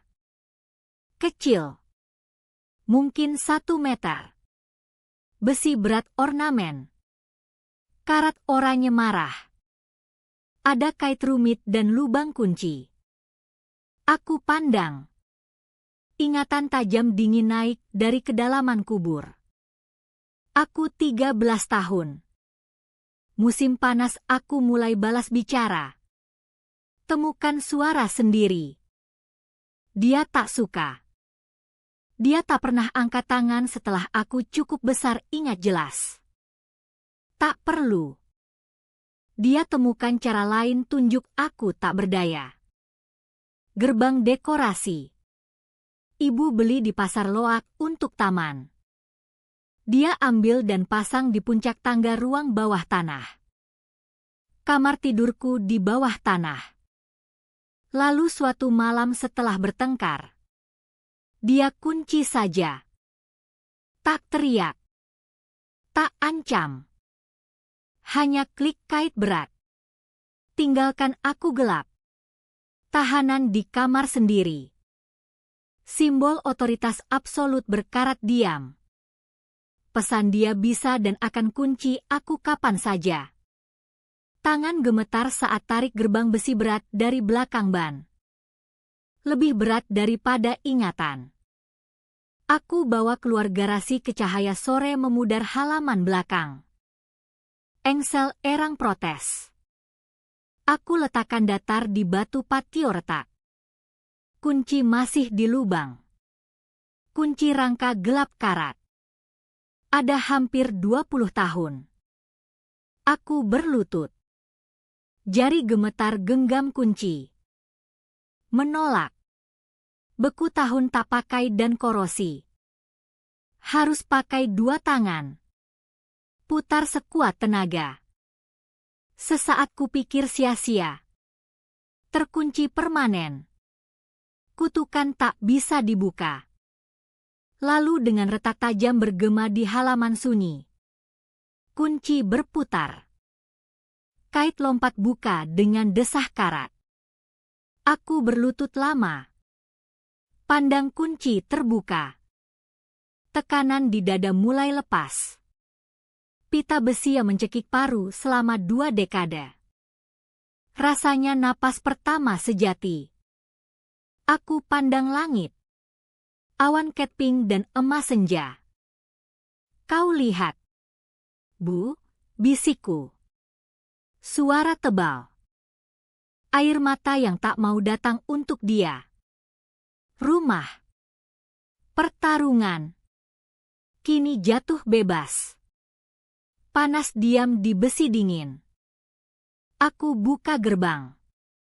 Cahaya malam miring di halaman. Ubah rumput liar jadi ladang emas. Tangkap karat di gerbang. Buat berkilau seperti darah tua. Aku pikir hinaannya. Ejekan penolakannya. Catatan pahit terakhir. Hanya kata. Suara kosong pria kosong. Tak punya kuasa di sini. Tak lagi. Gerbang terbuka. Sunyi bukan miliknya. Milikku. Dan di momen sunyi rusak indah itu, aku tahu kemenangan nyata. Dan cukup. Minggu-minggu berikut studi dan penaklukan tenang. Rumah. Dikikis dan diputihkan dari kehadirannya. Mulai bernapas lagi. Aku gerak lewat ruang. Bukan penyusup atau hantu. Tapi penghuni sah. Aku buka jendela yang terkunci bertahun. Biarkan udara musim gugur masuk. Harum kayu bakar dan daun basah. Sunyi opresif yang dulu kerajaannya diganti suara baru. Dengung kulkas lembut. Detak jam yang kugantung di lorong. Suara radio klasik pelan di dapur. Aku isi rumah dengan hidupku sendiri. Irama tenangku. Aku tak coba hapus ibu. Aku bawa kembali. Versi dia sebelum Budi. Aku temukan foto lama ibu di pantai usia 20-an. Rambut liar angin. Senyum lebar tak terbebani. Aku bingkai dan letakkan di rak perapian. Satu-satunya benda. Pernyataan. Rekonsakrasi. Ini rumah Sari Wijaya sekarang. Dan anak perempuannya. Aku temukan kedamaian hampir monastik di rutinitas. Aku cat ruang tamu putih hangat lembut. Tutup kuning bernoda nikotin. Aku robek karpet bernoda aus dan habiskan seminggu berlutut. Amplas dan poles lantai jati asli di bawah. Kerja fisik membersihkan. Setiap sapuan kuas. Setiap lewat amplas. Tindakan hapus masa lalu dan bangun baru. Aku tak hanya renovasi rumah. Aku bangun kembali bagian diriku. Ada momen tentu. Hantu bangkit. Aku tangkap bau tak bisa ku kenali di udara. Jantung berhenti. Atau lantai derit malam. Ketakutan lama menusuk kulit. Tapi momen sementara. Gema di ruang semakin milikku. Aku belajar hidup dengan luka. Lihat bukan luka tapi bukti bertahan. Suatu Selasa pagi. Tepat 1 bulan setelah dia pergi. Udara sejuk. Cahaya abu lembut lewat jendela dapur baru dicuci. Aku duduk meja. Cangkir teh mengepul di tangan. Pandang halaman. Gerbang besi karat kini sandar pagar seperti patung abstrak. Rumah sunyi. Aku damai. Lalu ponsel bergetar di meja. Suara intrusi. Pelanggaran elektronik keras ketenangan pagi. Aku lihat layar. Teks nomor tak dikenal. Pikiran pertama spam. Tapi sesuatu buat aku ambil. Pesan 5 kata. Dia di rumah sakit. Gagal jantung. Aku baca sekali. 2 kali. Kata melayang layar.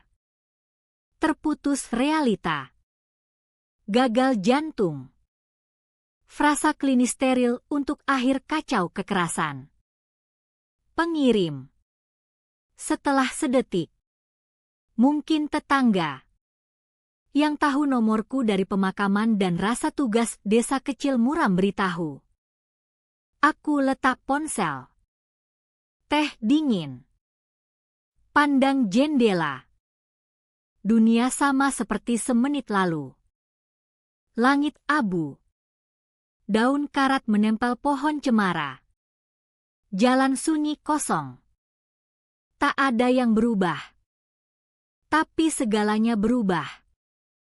Babak akhir buku yang kupikir sudah tutup ditulis tanpa izinku. Aku tak rasakan apapun. Tak belas kasih. Tak kepuasan. Tak rasa bersalah. Ruang di dalamku tempat perasaan untuk dia dulu takut. Benci.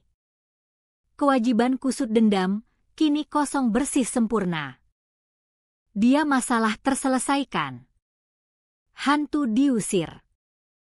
Kondisinya epilog tak ada hubungan denganku. Ponsel bergetar lagi. Dani. Tetangga pasti telepon dia juga. Aku biarkan dering sesaat. Lalu jawab, "Laras."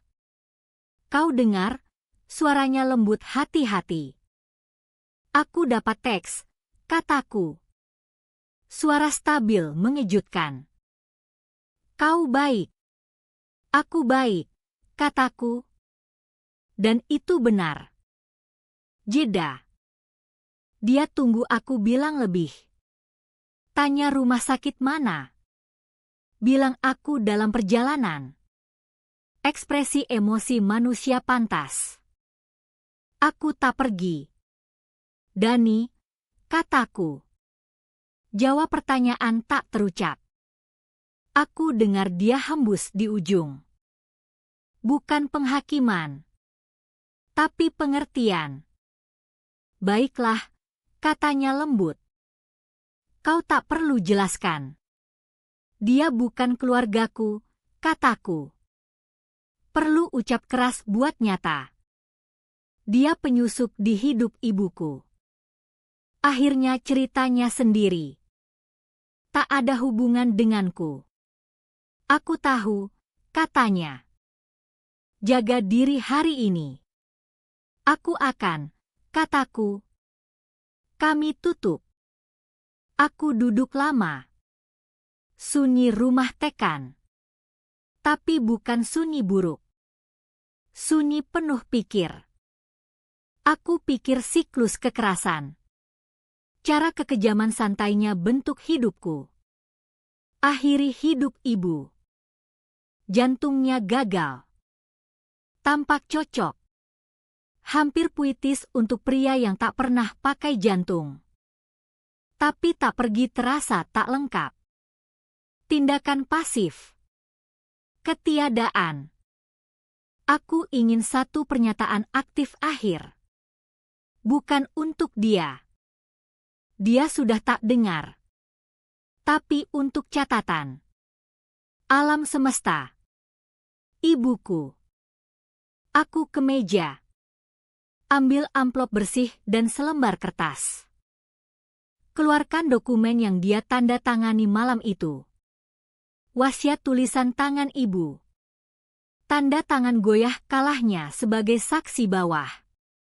Lipat hati-hati. Masukkan amplop.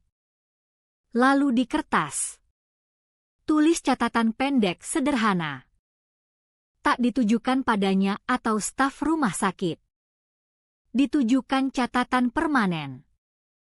Untuk catatan. Dia muncul. Aku segel amplop. Tak tulis alamat pengirim. Aku bawa ke rumah sakit. Bangunan bata steril di pinggir desa. Tak masuk. Aku jalan ke meja informasi lobi.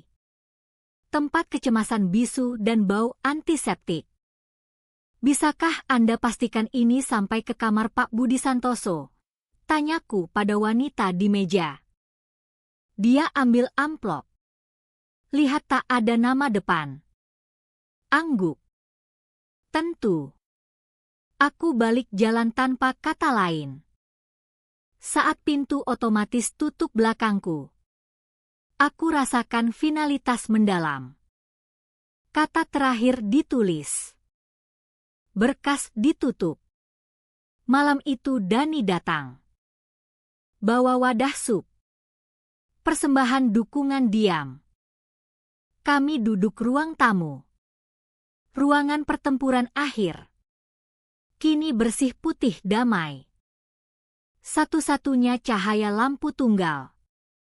Cahaya hangat lembut. Kami duduk sunyi nyaman sebentar. Lalu dia tanya yang menggantung. "Apa kau menyesal?" "Laras?" tanyanya rendah. "Apapun."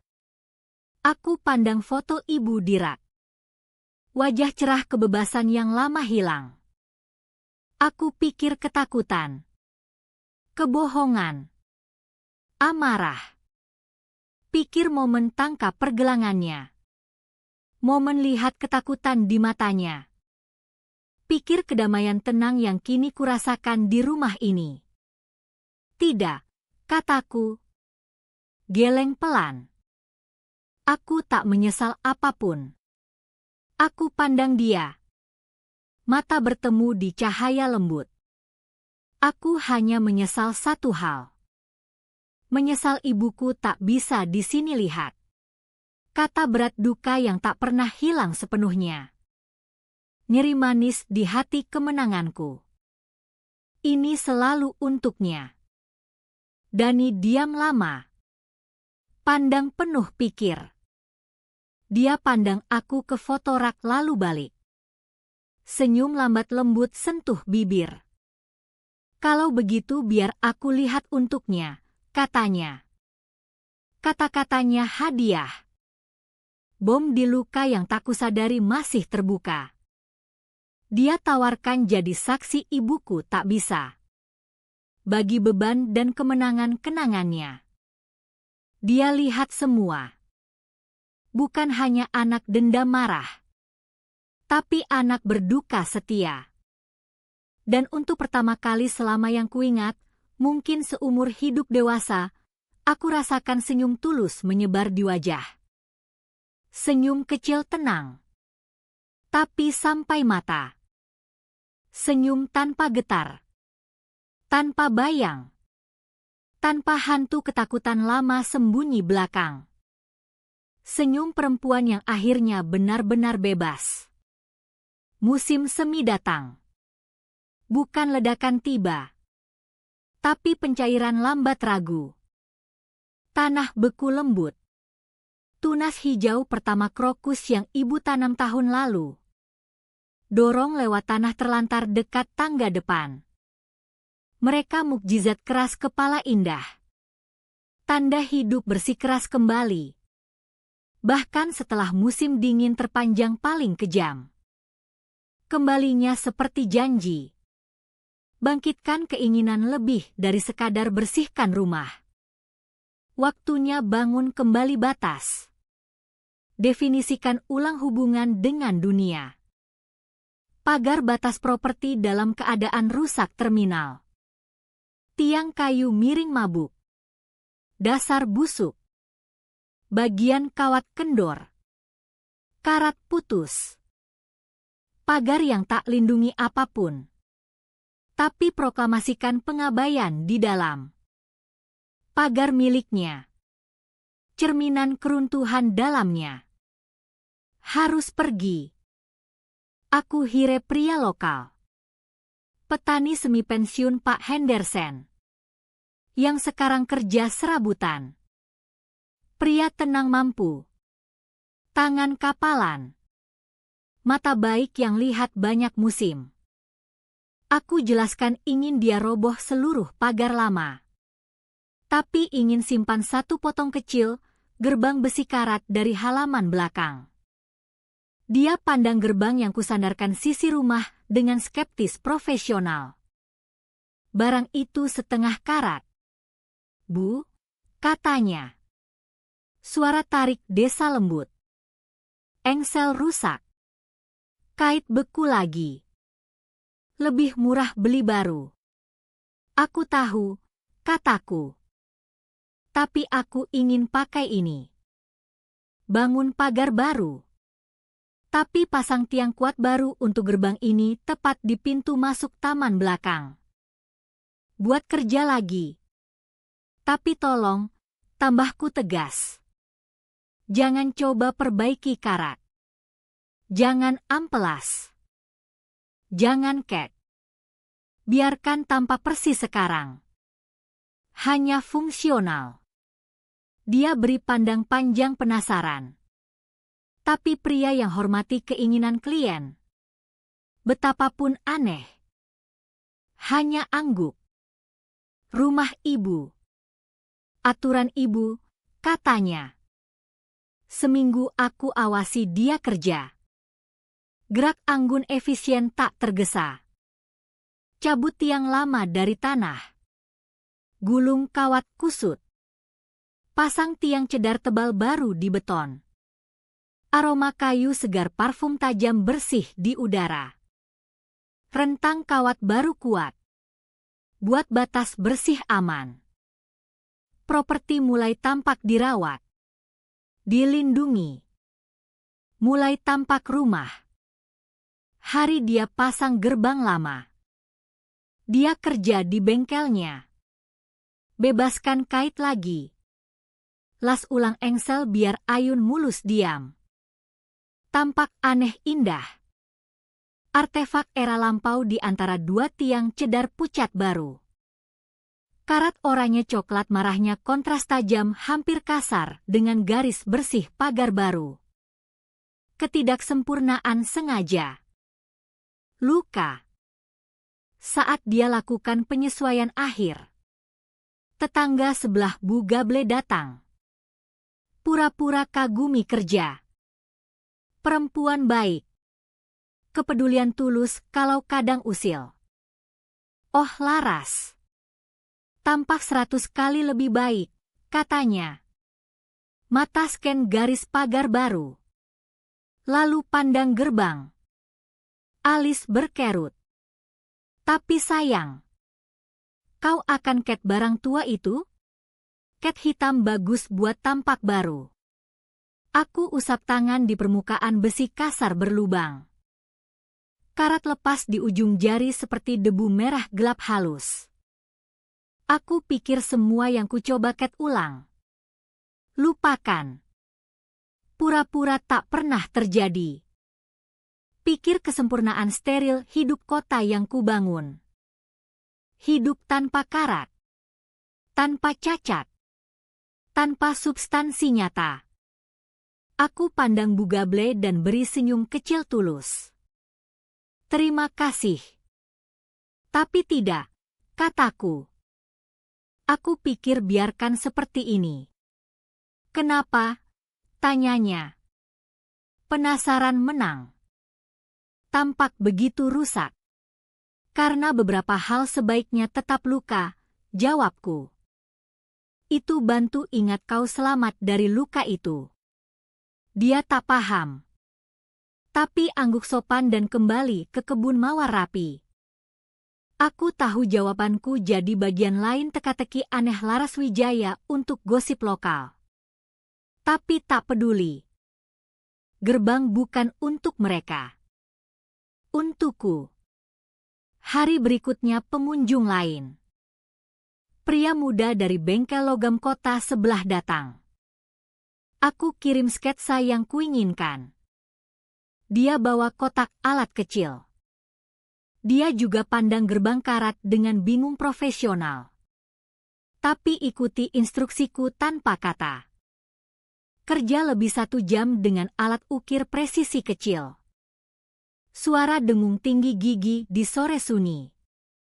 Saat selesai, dia lap permukaan bersih. Di sana, di batang horizontal atas gerbang. 2 kata. Garis perak bersih ukiran baru tajam kontras karat tua dalam. Terbuka.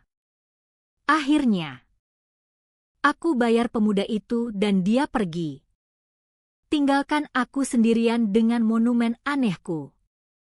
Aku telusuri huruf dengan jari. Terbuka. Akhirnya. Itu cerita rumah. Cerita wasiat ibu. Cerita hidupku sendiri. Mobil masuk halaman. Dani. Dia biasa berkendara dari kota akhir pekan. Kadang bawa belanjaan. Kadang hanya duduk denganku di ruang tamu Suni. Dia jalan di jalur. Jas di sampir bahu. Kontras tajam sore desa kecil. Tak bilang apa dulu. Hanya berdiri di sampingku. Pandang ikut ke gerbang baru pasang. Dia baca kata ukir. Pandang karat. Pagar baru. Kait terbuka. Dia paham. Selalu paham. Angguk pelan. Pandang hormat mendalam tenang di mata. Gerbang terbuka. Laras, katanya lembut. Aku pandang gerbang ke rumah di belakang. Cahaya sore miring lewat jendela. terangi debu menari. Rumah bukan kotak gelap mencekik lagi. Kapal cahaya. Aku pikir gerbang emosional yang kukunci palang bertahun. Gerbang masa lalu. Duka. Kekuatanku sendiri. Senyum nyata sentuh bibir. Bukan hanya gerbang, kataku. Kami jalan masuk. Dia ikut ke dapur. Aku pasang ketel teh. Sunyi antara kami nyaman mudah. Tak ada hantu lagi di sini. Rumah akhirnya damai. Kemudian, saat matahari mulai terbenam, aku berdiri di jendela besar ruang tamu. Yang dulu ibu duduk berjam-jam pandang dunia yang dia rasakan tak bisa ikut. Cahaya tuang masuk. Sungai emas cair. Basuh lantai baru poles. Berkilau di foto rak. Begitu lama rumah ini penuh suara dia. Langkah berat sepatu bot. Denting botol. Geram rendah marah dari balik pintu tertutup. Kehadirannya bising opresif konstan yang tenggelamkan segalanya. Tapi aku tak dengar dia lagi. Tak gema amarah di sudut. Tak hantu kasihan diri menempel furnitur. Dia pergi. Total dan lengkap pergi. Yang tersisa bisik angin lewat atap rumah tua dan detak jam lembut di lorong. Dan di sunyi mendalam sederhana itu, aku rasakan suara baru muncul. Suara damai. Suara napasku tak terbebani. Suara ketenangan jiwa dalam yang ibuku doakan bertahun-tahun. Doa yang akhirnya dijawab. Matahari rendah. Berdarah emas dan ungu di ufuk. Cahaya dramatis melankolis yang hanya milik akhir hari panjang. Aku jalan keliling pagar baru. Sepatu tenggelam sedikit di tanah lembab lunak. Kawat kencang dingin di ujung jari. Batas bersih kuat tempat dulu hanya busuk dan karat. Ini wilayahku sekarang. Garis jelas. Langkah tak tergesa. Jalur sengaja. Aku tak kabur. Tak mondar-mandir seperti kurungan. Aku hanya jalan. Amati. Huni ruang yang sah milikku. Udara diam. Pegang aroma rumput potong dan samar manis asap kayu dari cerobong tetangga. Dunia terasa tenang. Mapan. Seolah juga tarik napas dalam terakhir sebelum malam jatuh. Aku berhenti saat sampai gerbang. Ia berdiri di antara dua tiang cedar baru seperti relik tertawan. Potongan perang terlupakan dipajang museum modern. Matahari terbenam tangkap oranye karat marah dalam. Buat menyala intensitas hidup ganas. Kontras latar pagar baru rapi. Tampak seperti luka. Luka sengaja tak sembuh yang tolak diabaikan. Garis perak ukiran yang kuperintahkan di batang atas tajam jelas di cahaya memudar. Terbuka. Akhirnya. Pandangku jatuh ke kunci. Kait besi berat tua. Kini bersih fungsional tapi masih lubang usia. Dan bawahnya lubang kunci. Mata gelap kosong yang dulu pegang kekuatan vonis. Itu segelnya. Cap kepemilikan atas kebebasanku. Mekanisme sederhana logam ke logam yang pegang kekuatan definisikan dunia. Kecilkan keempat dinding lembab ruang bawah. Instrumen kekuasaan dia mencekik. Pelan aku raih.